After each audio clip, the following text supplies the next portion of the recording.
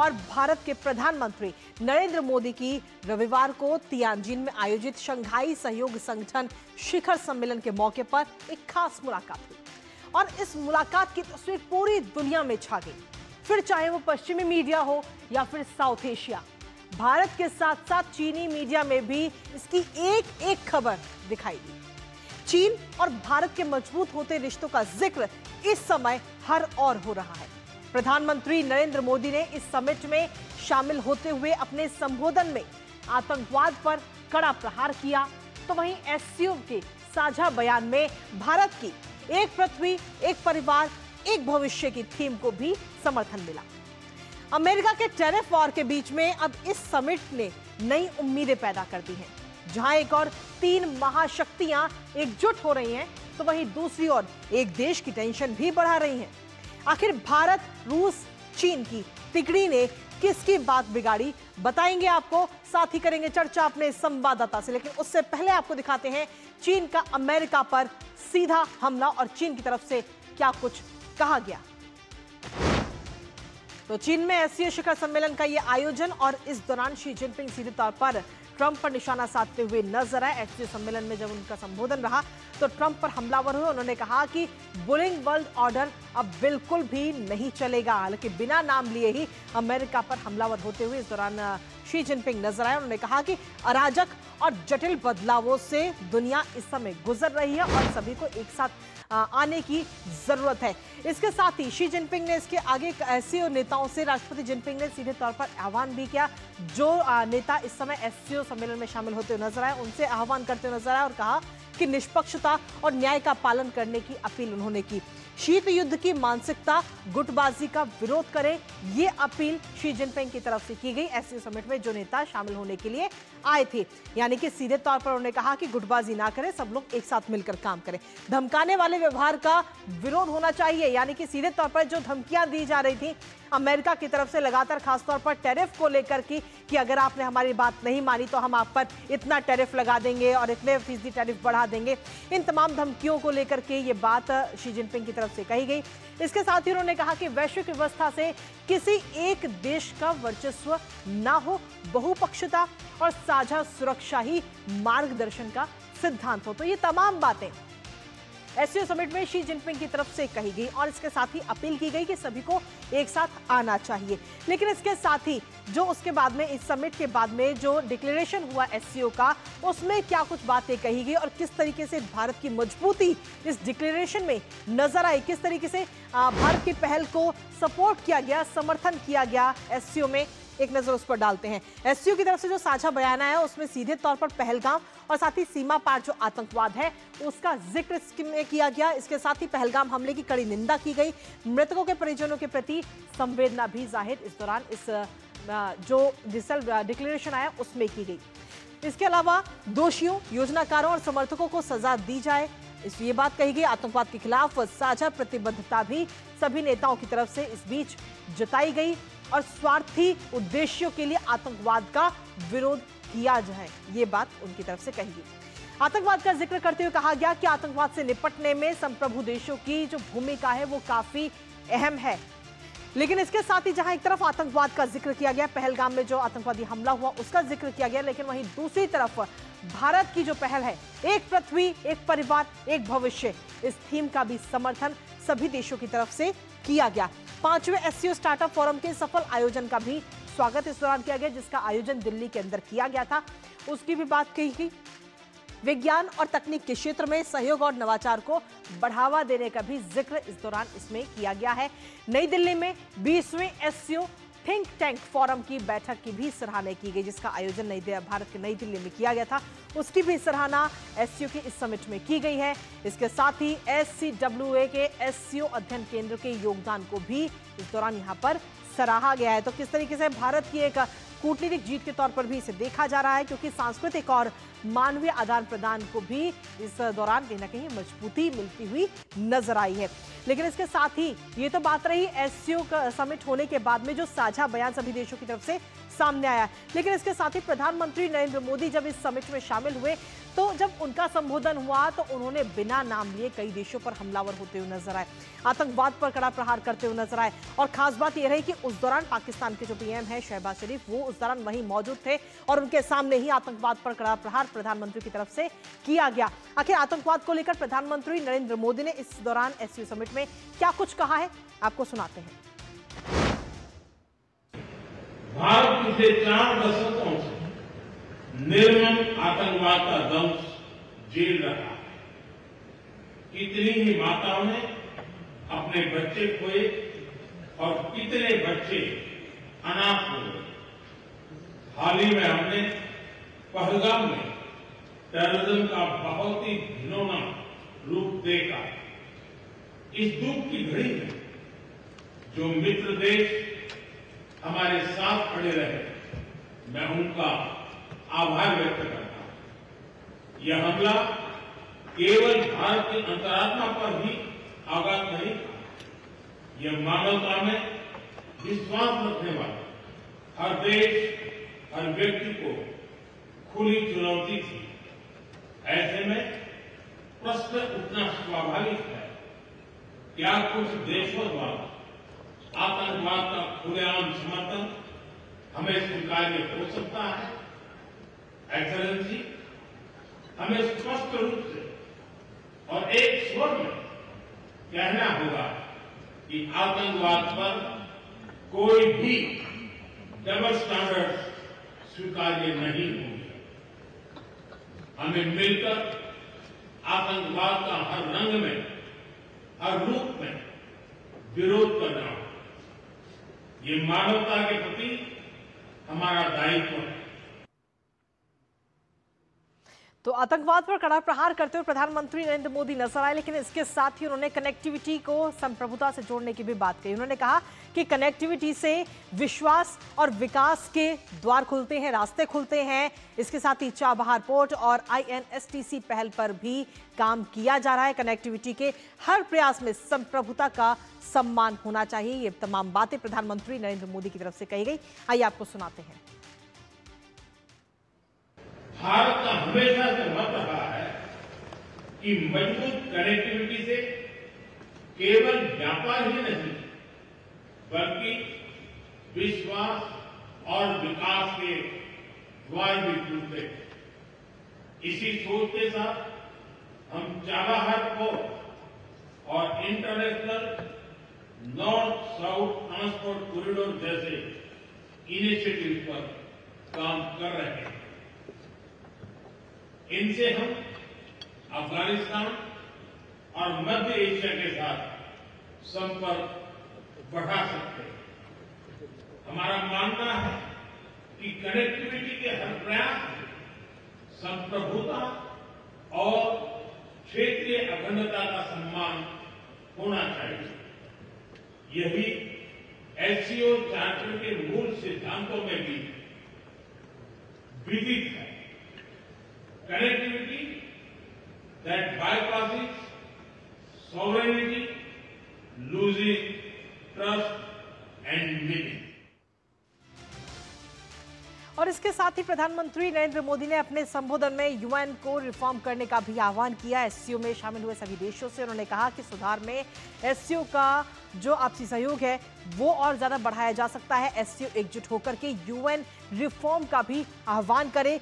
Global south की आकांक्षाओं को हम कैद नहीं कर सकते हैं। इसके साथ ही भविष्य का जिक्र करते उन्होंने कहा कि ब्लैक एंड व्हाइट स्क्रीन पर हम नई पीढ़ी के सपने नहीं दिखा सकते हैं। आइए सुनाते हैं आपको।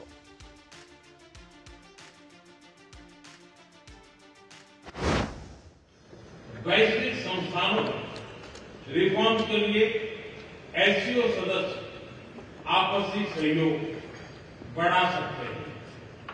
संयुक्त राष्ट्र की 80वीं वर्षगांठ के अवसर पर हम एकमत होकर यूएन रिफॉर्म का आह्वान कर सकते हैं। ग्लोबल साउथ की आकांक्षाओं को आउटडेटेड फ्रेमवर्क में कैद रखना भावी पीढ़ियों के प्रति घोर अन्याय है। नई पीढ़ी के बहुरंगी सपनों को हम पुराने जमाने की ब्लैक एंड व्हाइट स्क्रीन पर नहीं दिखा सकते। स्क्रीन बदलनी ही होगी। एचसीओ, मल्टीलेटरलिज्म और इंक्लूसिव वर्ल्ड ऑर्डर का मार्गदर्शक बन सकता है। तो चीन के तियानजिन में चल रहे एससीओ शिखर सम्मेलन से इतर प्रधानमंत्री नरेंद्र मोदी ने रूस के राष्ट्रपति व्लादिमीर पुतिन के साथ द्विपक्षीय मुलाकात की। दोनों नेताओं ने आपसी और वैश्विक हितों से जुड़े हुए कई सारे मुद्दों को लेकर अपने विचारों को एक दूसरे के साथ साझा किया है। आपको सुनाते हैं। आपसे मिलकर बहुत खुशी हो रही है और मैं हमेशा अनुभव करता हूं कि आपको मिलना मतलब एक यादगार मीटिंग भी होती है। बहुत सी चीजों की जानकारियों का आदान प्रदान करने का अवसर मिलता है। हम लगातार संपर्क में रहे हैं। दोनों पक्षों के बीच नियमित रूप से कई उच्च स्तरीय बैठकें भी हुई है। इस वर्ष दिसंबर में हमारी 23वीं समिट के लिए 140 करोड़ भारतीय उत्सुकतापूर्वक आपका इंतजार कर रहे हैं। एक्सेलेंसी, ये हमारी special and privilege strategic partnership की गहराई और व्यापकता का परिचायक है। कठिन से कठिन परिस्थितियों में भी भारत और रूस हमेशा कंधे से कंधा मिलाकर चले हैं। हमारा करीबी सहयोग न केवल दोनों देशों के लोगों के लिए बल्कि वैश्विक शांति, स्थिरता और समृद्धि के लिए महत्वपूर्ण है। एक्सेलेंसी, यूक्रेन में चल रहे संघर्ष के विषय में हम लगातार चर्चा करते रहे हैं। हाल में किए गए शांति के सभी प्रयासों का हम स्वागत करते हैं। हम आशा करते हैं कि सभी पक्ष कंस्ट्रक्टिवली आगे बढ़ेंगे। संघर्ष को जल्द से जल्द खत्म करने और स्थायी शांति स्थापित करने का रास्ता खोजना होगा। यह पूरी मानवता की पुकार है। एक्सेलेंसी, एक बार फिर आपका मैं हृदय से बहुत बहुत धन्यवाद करता हूं।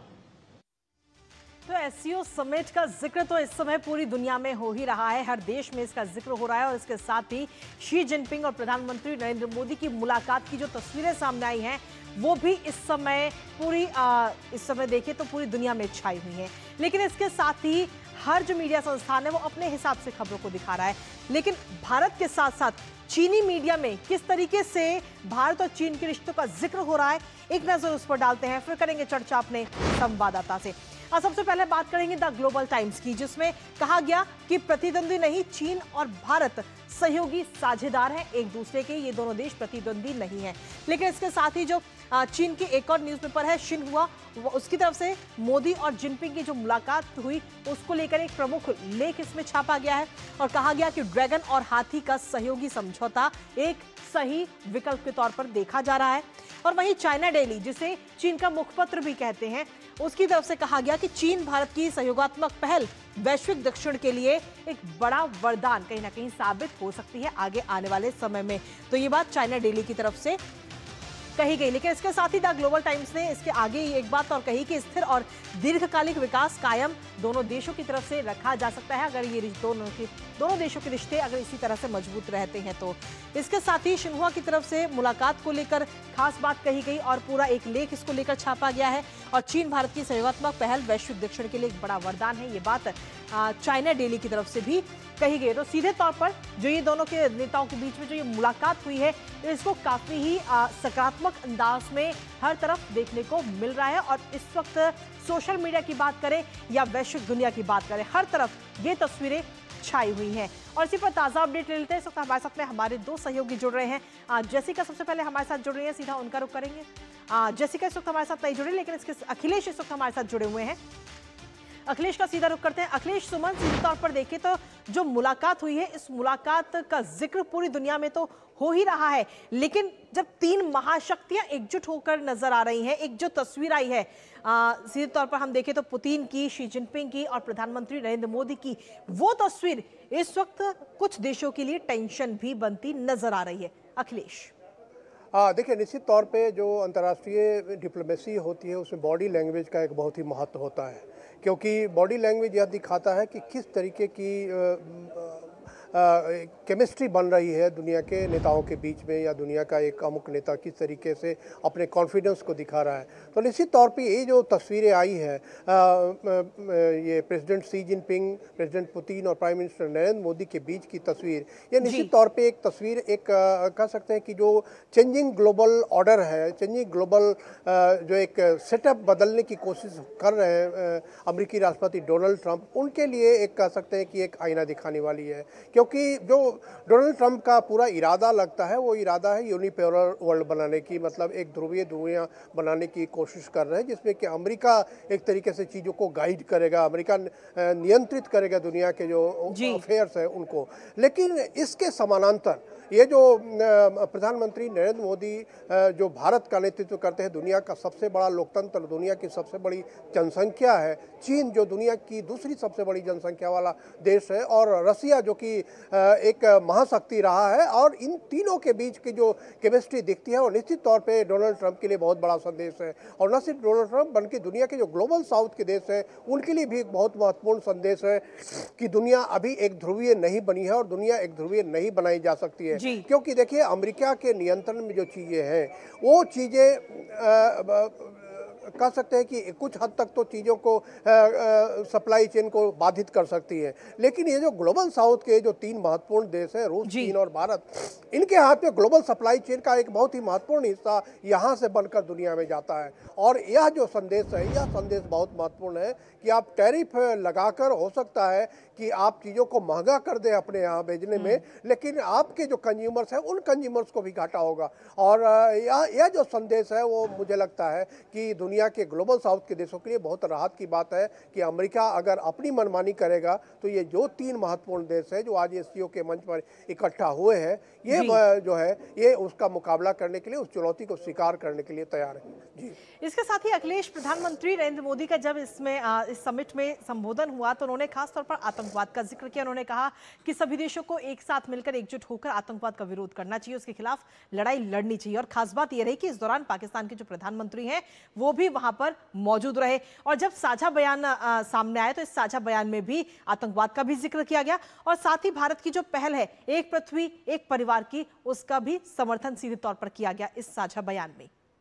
ये जो दोनों बातें हैं, दोनों बातें उसी बात को की पूरक है कि मल्टीपोलर वर्ल्ड हम बनाने की कोशिश कर रहे हैं। जो डोनाल्ड ट्रंप कोशिश ये कर रहे हैं कि यूनिपोलर वर्ल्ड बनाए, जिसको कि अमेरिका भी स्वीकार कर चुका था कि यूनिपोलर वर्ल्ड संभव नहीं है। अब जो हमारे पूरे प्रयास है एससीओ के मंच से, आप पिछले दिनों आपने देखा होगा ब्राजील में जो रियो द जेनेरो में जो ब्रिक्स की समिट हुई थी, उस समिट से भी यही संदेश आया था कि मल्टीपोलर वर्ल्ड। अब उसमें देखिए, यह जो रीजनल ऑर्गेनाइजेशन है एससीओ, संघाई कोऑपरेशन ऑर्गेनाइजेशन, इसकी स्थापना के समय से ही यह संदेश देने की कोशिश हुई थी कि यह जो रीजनल कोऑपरेशन का मंच है, इस कोऑपरेशन के मंच में सुरक्षा एक प्रमुख तत्व उसका होगा। और प्रधानमंत्री नरेंद्र मोदी जब संबोधित कर रहे थे, उन्होंने एससीओ को एक एक्रोनिम को उसको एक्सपेंड किया उन्होंने अपने तरीके से। उन्होंने कहा कि एस मतलब सिक्योरिटी, सी मतलब कनेक्टिविटी, और ओ मतलब अपॉर्चुनिटी।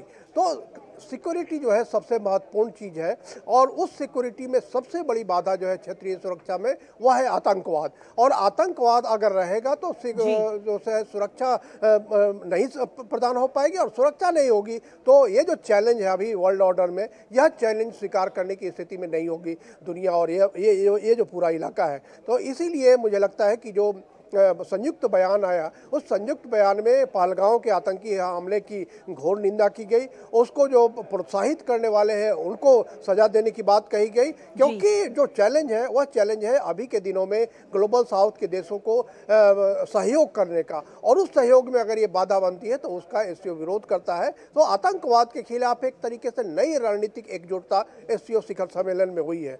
और दूसरी बात जो एक one world one future one earth, तो ये जो है ये G20 में भारत ने ही दिया था, और G20 में भारत का यह जो थीम था, यह थीम जो है आज एससीओ में फिर से एक बार दिख रहा है। तो इसका मतलब यह है कि दुनिया जो है इस बात को समझने की कोशिश कर रही है कि भारत ने जो वसुधैव कुटुंबकम से जो हमारा निकल के आता है, जो उपनिषद का है वसुधैव कुटुंबकम, उस वसुधैव कुटुंबकम में सहयोग जो है वो सबसे महत्वपूर्ण है। और आज की दुनिया में सहयोग दोनों कारणों से महत्वपूर्ण है। एक तो कि पूरी दुनिया के जो देश है उनकी जनसंख्या की जरूरतें बढ़ी है, जनसंख्या की महत्वाकांक्षाएं बढ़ी है, और मूल महत्वाकांक्षाओं को पूरा करने के लिए ये जो देश है, ये जो देश एक साथ सामने आए, और उसी सामने आने के लिए उसी देश को एकजुट करने का जो यह जो मंत्र है, यह मंत्र स्वीकार करके एससीओ ने कह सकते हैं कि भारत की जो एक समझदारी है, भारत का जो एक संदेश है, उस संदेश को मानने की